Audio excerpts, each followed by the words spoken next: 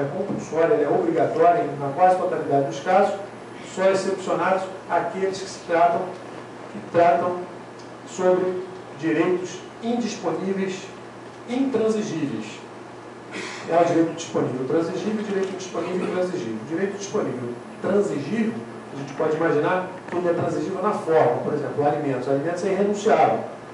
Eu não posso renunciar aos alimentos, direito à vida, mas eu posso negociar os alimentos, a forma de pagamento, eu posso estabelecer periodicidades, enfim, eu posso negociar, então ele é transigível sobre esse aspecto. Há outros que são intransigíveis, o direito à dignidade da pessoa humana, personalidade, ao nome, enfim, são direitos tidos como personalíssimos.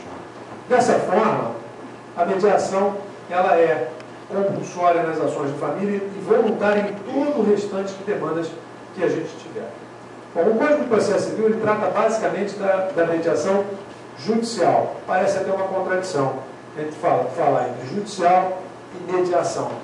Há realmente uma contradição, porque a justiça ela é concebida para a adversariedade. Existe autor, existe réu e existe um juiz, que é quem julga. A mediação não tem esse paradigma. São dois interessados e um terceiro facilitador. Né?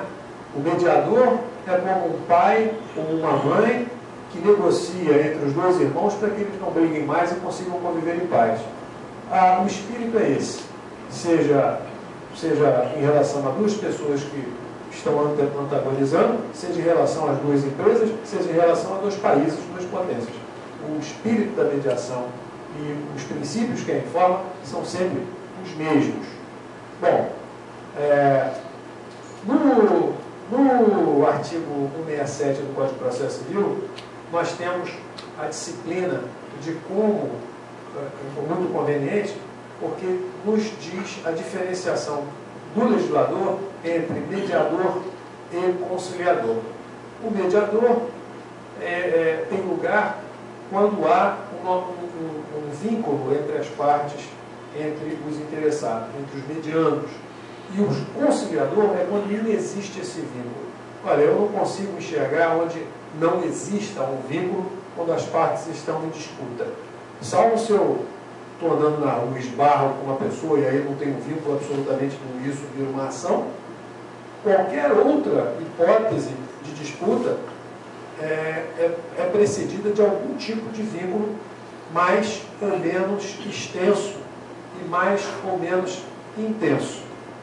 Eu digo isso porque a mediação ela pode ser aplicada, digamos assim, ou pode acompanhar todos os tipos de litígios, todos os tipos de disputas, inclusive os criminais, salvo aqueles, como eu disse antes, relativos a direitos indisponíveis, intransigíveis. Portanto, que é um rol reduzido. Portanto, a mediação ela é um modo muito presente e muito disponível, e digo para vocês, muito eficaz para tratar dos conflitos. Bom,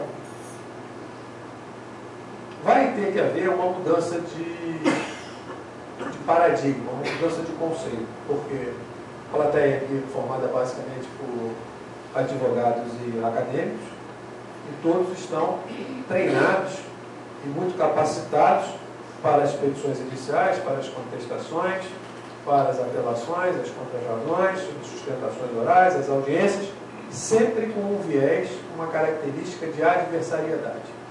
Eu faço um parênteses para lembrar meu direto amigo, magistrado aposentado, doutor Edgar Machado Massa. Eu era advogado, o doutor Edgar Massa era juiz aqui da primeira vara civil, e uma vez eu entrei como advogado para fazer uma audiência com ele. Estávamos eu, o meu cliente, a parte adversa e o respectivo advogado. Estávamos na sala de audiência, quando o doutor Edgar Massa entrou para fazer a audiência. Ele sentou-se à cadeira, olhou para nós e perguntou: então, doutores, qual é o acordo? E nós respondemos: não, excelência, não há possibilidade de acordo. Ele falou: não, o senhor não está entendendo. A decisão já está pronta, ela é uma homologatória de acordo. Agora, qual é o acordo? É problema de vocês. Eu volto daqui a 5 minutos. E assim era. Então, a gente vai ter que se virar. Então, é um método sutil, delicado, de convencimento. Você está pronto. Qual é o acordo? É o problema de vocês. Na verdade, o doutor Edgar Mara é um visionário. Isso tem mais de 20 anos, 25 anos talvez. Ele era um visionário.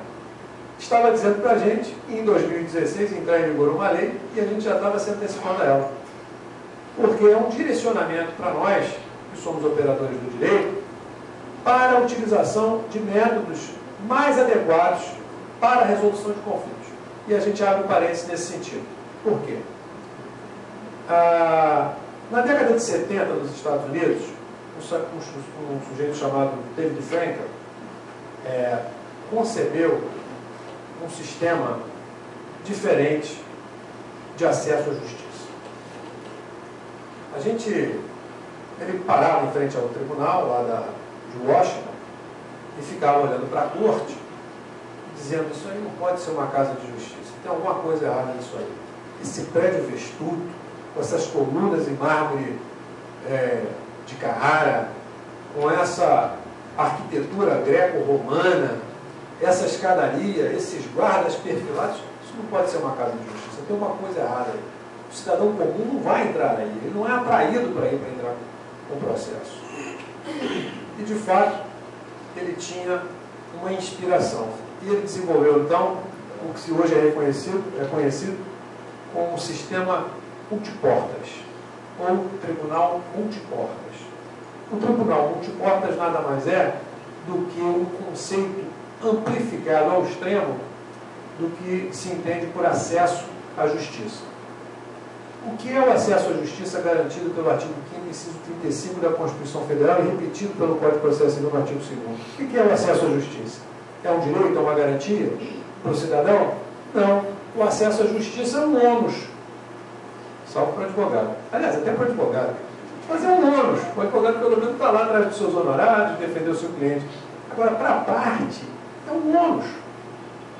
A parte não tem vantagem em procurar a justiça. A justiça é morosa, a justiça é burocrática, a justiça é longe de casa, não tem vaga para estacionar, o ônibus está cheio, é cara, o juiz não vai, só o doutor Chine.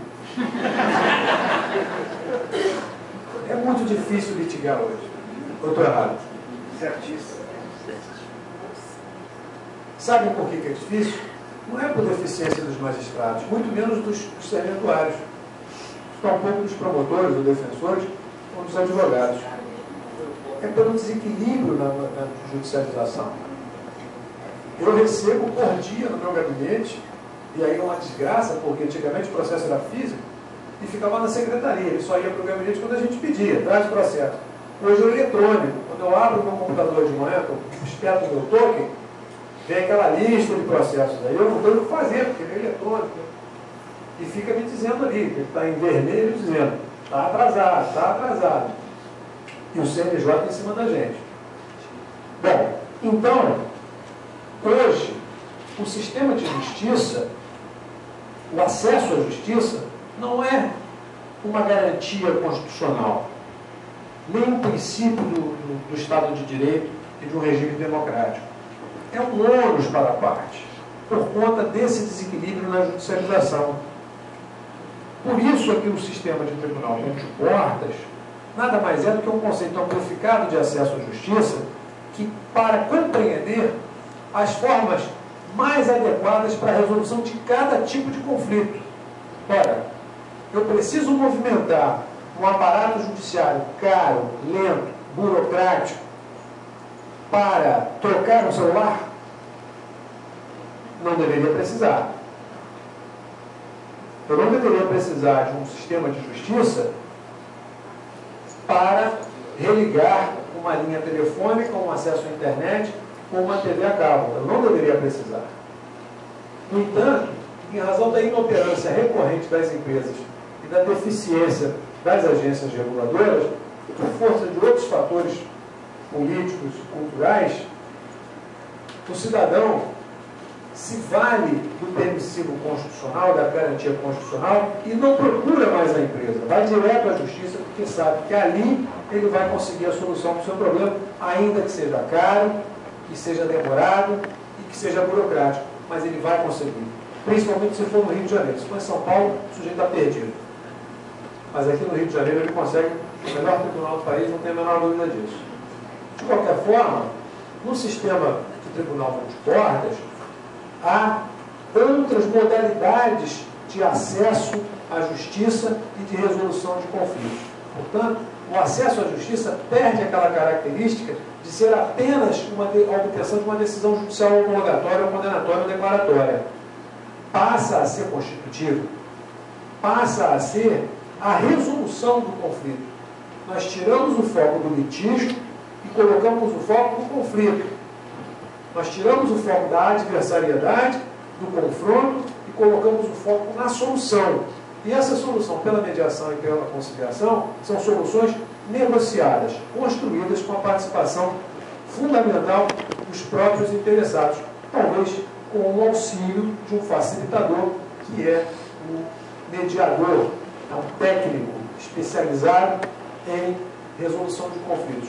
Hoje a gente vê até a polícia usando um mediador quando há caso de sequestro, manutenção de reféns, motins em presídios. Vai lá um negociador, na verdade um facilitador, treinado para isso, com técnicas, com métodos científicos para dissuadir ou estimular a pessoa interessada na obtenção do melhor acordo possível. Então, o sistema multiportas é um sistema que se adequa, ou que se pretende seja adequado para a justiça brasileira, na medida em que nós temos um estado de pré-colapso provocado por demandas que não deveriam estar dentro do judiciário e que são vocacionadas para o tratamento extrajudiciário ou parajudiciário. Ou seja, são demandas que não precisam de um profissional tão capacitado, tão treinado, que teve um investimento tão grande no Estado, que custa tão caro para a sociedade como um juiz. E aí, quando a gente fala de juiz, a gente fala de juiz, de promotor, de defensor e de pelo menos 8 serventuários. É uma estrutura muito robusta para trocar um celular. Não vale a pena, economicamente é inviável.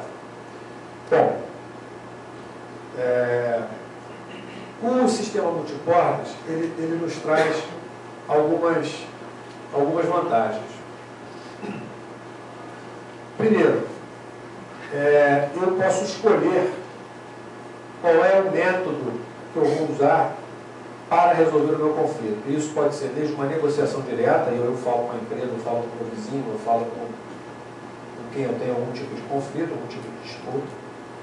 Eu tenho a conciliação, que é quando eu não tenho aquele vínculo com a pessoa, né? Um acidente de trânsito, uma briga eventual. Eu tenho a mediação, que é quando há algum tipo de vínculo e eu tenho um terceiro imparcial, que é o facilitador, que é o mediador. E eu tenho a arbitragem, que nada mais é do que uma forma privada de justiça com um órgão julgador, produção de provas e tudo mais, mas privado. Além desses, existem outros recursos que podem vir a ser usados no futuro. Nossa cultura talvez não permita tanto. Como por exemplo, existe nos Estados Unidos o rent a judge, ou, entre aspas, o aluguel de um juiz, tá? Que nada mais é do que um juiz fora do exercício das suas atividades, normalmente um juiz aposentado, um sujeito experiente, conhecedor da matéria, a quem se submete a questão e se espera dele uma solução muito qualificada. Na verdade, o rent a judge, o juiz, então, nesse caso, funciona como um árbitro qualificado. Há reais perspectivas para que nós venhamos a utilizar essas ferramentas, esses métodos aqui no Tribunal de Justiça do Rio de Janeiro. De qualquer modo, é muito importante para o advogado, para o acadêmico que entra no mercado, ter contato com essas novas ferramentas e com o sistema de tribunal multiportas. E aí eu falo mais especificamente da arbitragem e ainda mais propriamente da mediação. Vejam, A mediação, ela pode ser praticada, a mediação privada, de que trata o projeto de lei 7.169 de 2014, ela cuida especificamente da mediação privada. O mediador privado pode ser qualquer pessoa que detenha a confiança das partes, que observe os princípios da mediação: voluntariedade, imparcialidade, decisão informada, sigilo, e as restrições que sofrem, que incidem sobre o mediador, que não pode depor sobre aqueles fatos, não pode revelar aqueles fatos a terceiro, não pode prestar qualquer tipo de auxílio para qualquer uma das partes no período de um ano após a mediação. E o Código de Processo Civil trata especificamente, ou mais apropriadamente, da mediação pública, que é a mediação realizada dentro dos tribunais, que eu costumo dizer que é uma mediação residual. A gente privilegia a mediação privada. O que não conseguir ser resolvido pela mediação privada, a gente resolve dentro dos tribunais, tentando também mediação, mas a mediação interna. Bom, como eu falei, nós temos no Rio de Janeiro cerca de 11 milhões de processos, e nós temos no Brasil 101 milhões de processos. Nós vamos chegar no final do ano com 101, 102 milhões de processos. Desses, 55%, mais ou menos, dizem respeito ao próprio poder público. Outros 35%, 35%, dizem respeito às relações comerciais envolvendo as questões do consumidor. Há um percentual relativamente importante envolvendo as ações de família e as de órfãos e sucessões. O resto é civil e empresarial e também as criminais.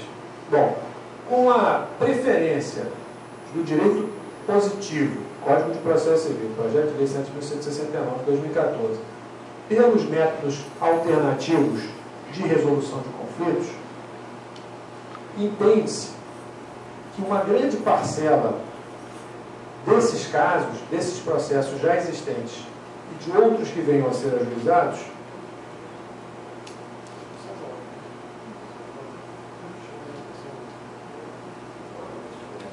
se eu passar do tempo, 10 minutos? Vou chamar sua atenção. E agora, se vocês quiserem.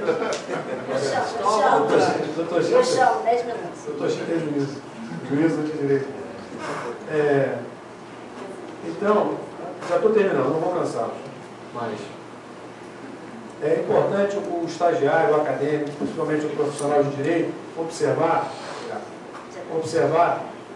um novo mercado que se forma. E é um mercado muito importante. O advogado, o estagiário, o acadêmico que estão chegando agora ao mercado, vão ter o ônus de construir a cultura, praticá-la, levá-la adiante, e vão ter o bônus, os frutos de uma forma mais rápida, mais célere e mais eficaz de resolução dos seus conflitos.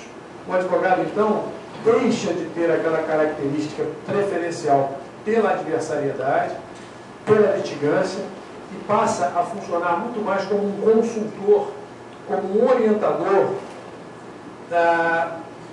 para o seu cliente e como um facilitador do processo de negociação para-judiciário. Evidentemente que não está aqui se pretendendo deixar de lado as questões emergenciais, as questões urgentes, como aquelas relacionadas à família, ou à posse de guarda, ou mesmo na parte criminal, nas questões que envolvem as medidas mais urgentes. Mas naquelas em que a urgência não se verifica, e que aquelas que são passíveis de transação, o advogado deixa de ser um veículo da litigância, da beligerância, e passa a ser um consultor. E aí é um consultor familiar, é um consultor para o divórcio, para a partilha de bens, para o inventário, para uma disputa comercial, para uma disputa consumerista, negociando diretamente ou através de um terceiro parcial a resolução do conflito do seu cliente. Com muito mais protagonismo, porque o advogado tem reais condições de participar e assistir o seu cliente durante o processo de negociação, com muito mais objetividade, porque ele não depende de uma decisão de um terceiro, que funciona apenas como um facilitador, com muito mais cooperatividade, na medida que essa seja uma recíproca do outro advogado e do outro interessado, para uma construção conjunta de um resultado, com muito mais satisfatividade, porque uma decisão consensual, ela traz em si uma carga de satisfação, ainda que não seja plena, mas não é mais uma aposta numa decisão do juiz. Vocês sabem o que é uma decisão do juiz, é uma loucura, né? A gente vê lá no segundo grau, mas esse juiz julgou essa mesma matéria de outra forma outro dia, como é que pode isso? E isso acontece. E até com a gente também. De qualquer forma, há uma nova perspectiva no ar, porque o serviço do mediador, o trabalho do mediador, é o de um construtor ou de um colaborador para a resolução amistosa, negociada, pacífica de um conflito. Portanto, quando os senhores forem procurados a partir do dia 17 de março de 2016 por algum cliente em torno de alguma disputa, o primeiro olhar deve ser o olhar do mediador, do aconselhador, do solucionador, se não tiver medida urgente. E ainda que tenha, em seguida, a obtenção da medida urgente, volta-se ao ambiente de negociação. Com isso, a gente subtrai do judiciário aquela